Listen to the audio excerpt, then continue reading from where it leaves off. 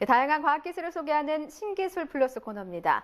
이 플라스틱, 주위에서 흔하게 볼 수 있는데요. 가볍고 잘 깨지지 않으면서 여러 모양으로 만들 수 있는 장점 때문에 다양하게 활용되고 있습니다.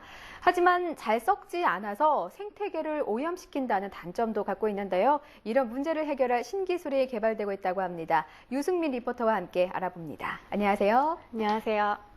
네, 최근에는 플라스틱의 단점을 보완한 친환경 플라스틱, 이 바이오 플라스틱이 개발되고 있다고 하는데요. 네, 그렇습니다. 바이오 플라스틱은 이 1990년 이후 개발이 시작됐습니다. 네. 제일 먼저 시작된 것은 일반 폴리에틸렌에 전분을 넣어서 만든 생분해성 봉투입니다. 이후 이탈리아에서 폴리머에 전분을 섞어 생분해성 플라스틱을 만들었고요. 2000년도 들어 미국의 네이처웍스라는 회사가 젖산 폴리머로 만든 제품이 연간 14만 톤 정도 생산되고 있습니다. 최근에는 이산화탄소를 적게 배출하는 바이오 플라스틱도 개발되고 있는데요. 화면 보면서 자세히 알아보겠습니다. 폴리에틸렌, 주로 비닐봉투를 만드는 합성수지의 경우 킬로그램당 1860g의 이산화탄소를 발생시킨다. 하지만 식물체 바이오매스의 경우는 탄소 배출을 하지 않는다. 따라서 기존에 쓰고 있는 폴리에틸렌을 식물체 바이오매스로 대체하게 되면 킬로그램당 1860g의 이산화탄소를 절감하는 셈이 된다.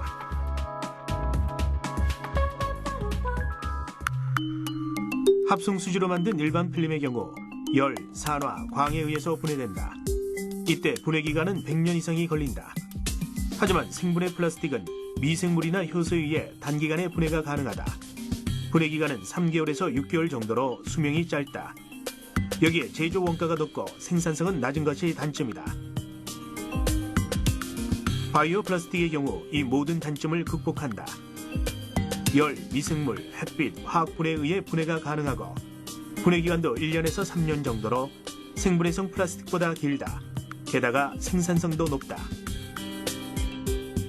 현재 바이오 플라스틱들은 대부분 포장재 제품에 많이 적용이 되고 있습니다. 현재 상태 포장재에 많이 적용이 되고 있다지 향후에 계속 그 제품 아이템 적용 분야가 확산이 되고 있는데 그 대표적인 분야가 자동차 내장품 분야, 그리고 산업용품 같은 경우에는 우리 짐 같은 거 나르고 할 때 팔레트라든지 전화기 그런 쪽에 그 산업용품, 생활용품 분야에 주로 적용이 되고 있습니다. 경기도에 위치한 바이오 플라스틱 공장. 이곳에서는 바이오 플라스틱의 원료로 각종 비닐봉투와 포장재를 만들고 있다. 원료를 금형에 넣어 성형하지 않고 바로 압축하면 비닐봉투가 된다.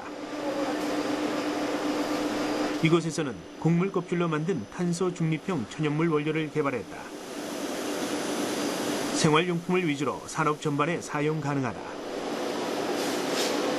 저희들이 지금 현재 활용하고 있는 바이오 플라스틱의 어떤 베이스가 되는 물질들은 옛날에는 전분 계열의 식용 계열을 많이 사용했는데 요즘에 식량 문제나 이런 부분들도 사회적 문제로 대두되고 있는 상황이라 가지고 저희들이 밀의 껍질이라든지 옥수수 껍질이라든지 콩 껍질이라든지 이러한 식품 부산물, 식품을 다 회수를 하고 남은 부산물을 활용해 가지고 저희들이 일반 플라스틱과 혼합을 하여 바이오 플라스틱을 제작하고 있습니다. 이 업체는 왕겨, 소맥, 옥비 등 천연물 원료를 일반 합성수지와 혼합해 잘 썩는 생분해성 플라스틱을 만들고 있다. 이런 천연물 원료를 바이오매스라고 한다. 합성수지로 만든 플라스틱의 가장 큰 장점은 내구성이 뛰어나고 수명이 반영구적이라는 점이다. 그렇다면 왕겨나 소맥 같은 천연물을 이용한 플라스틱 제품의 물성은 과연 어떨까?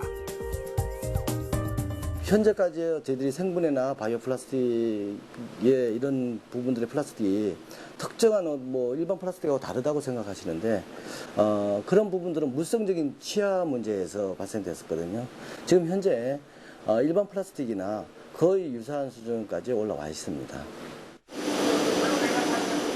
그렇다면 바이오매스를 이용한 생분해성 플라스틱은 어떻게 만들어질까? 우선 바이오매스 공정부터 살펴보자. 인천의 한 식품 바이오 공장. 생분해성 플라스틱의 원료가 만들어지는 곳이다. 이곳에서는 식용유를 만들기 위해 분리한 콩껍질을 이용해 바이오매스를 생산하고 있다.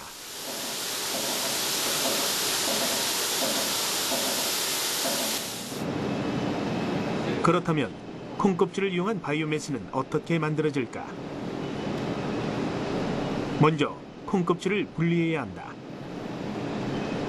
이때 가열과 냉각 과정을 거쳐 적당한 크기로 쪼개준다.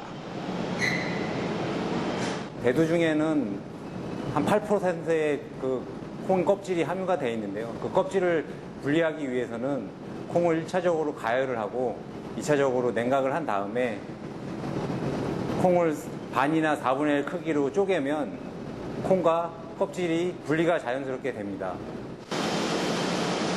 바이오매스 생산의 가장 첫 단계는 소재 컴파운딩, 즉 원료를 배합하는 과정이다. 그러기 위해서는 먼저 콩과 껍질을 대두해서 분리하는 과정을 거친다. 콩 껍질은 우리가 자연에서 나온 물질이기 때문에요. 광분해 또는 열분해 또는 미생물에 의한 분해가 잘 되기 때문에 제조된 이후에도 축적되지 않고 자연으로 다시 분해될 수 있는 그런 특징이 있기 때문에 우리가 바이오매스를 많이 이용을 하고 있습니다. 바이오매스를 생산할 때 가장 중요한 것은 바로 수분을 제거하는 것이다. 즉, 함수유를 제어하는 기술이 핵심이다.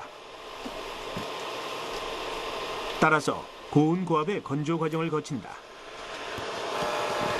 플라스틱하고 수분하고는 상극입니다. 저희들이 공정 중에 보시면은 건조 공정이 있습니다. 그 수분이 분말이다 보니까 함수된 게 보통 일반적으로 한 8%의 함수율을 보이고 있는데 그러한 부분들을 전처리를 해주지 않으면은 저희들이 바이오 플라스틱을 만드는 제조 공정 중에서 열을 가하게 되는데 그 열을 가하면서 팽창이 되게 됩니다. 이 수분이. 그러면서 물성 취하를 일으키게 되는 근본적인 원인이 생기기 때문에 수분을 저희들이 제거하는 공정이 필요합니다. 그래서 항상 저희들이 바이오 플라스틱 하기 전에 그 분체된 분말을 함수율 체크를 해가지고 정확하게 제어를 해야 됩니다. 네, 옥수수 껍질이나 콩 껍질로 플라스틱이 만들어지는 모습이 참 인상적입니다. 그런데 최근에는 바이오 플라스틱의 원료가 식물계에서 또 미생물로 넘어가고 있다고 하죠. 네, 종합식품 바이오 소재 전문 기업의 이 중앙연구소에서는 이 당으로부터 미생물을 이용해 유기산을 고농도로 생산하는 기술들을 개발하고 있습니다. 네, 미생물을 이용한 화학물질을 생산하는 과정에는 크게 두 가지 부분의 기술이 필요한데요. 하나는 이런 물질을 대량 생산할 수 있는 미생물을 개발하는 과정과 또 이렇게 대량 생산된 미생물로부터 원하는 화학물질을 고순도로 정제하는 두 가지 공정입니다. 원료 물질들이 기존의 석유 화학 물질과 경쟁하기 위해서는 보다 값싸게 제조하는 공정이 필요합니다. 네, 그렇군요. 이 자원 고갈과 환경 오염이라는 두 마리 토끼를 잡을 수 있는 바이오 플라스틱의 시대 기대해 보겠습니다. 유승민 리포터였습니다. 수고했습니다. 감사합니다.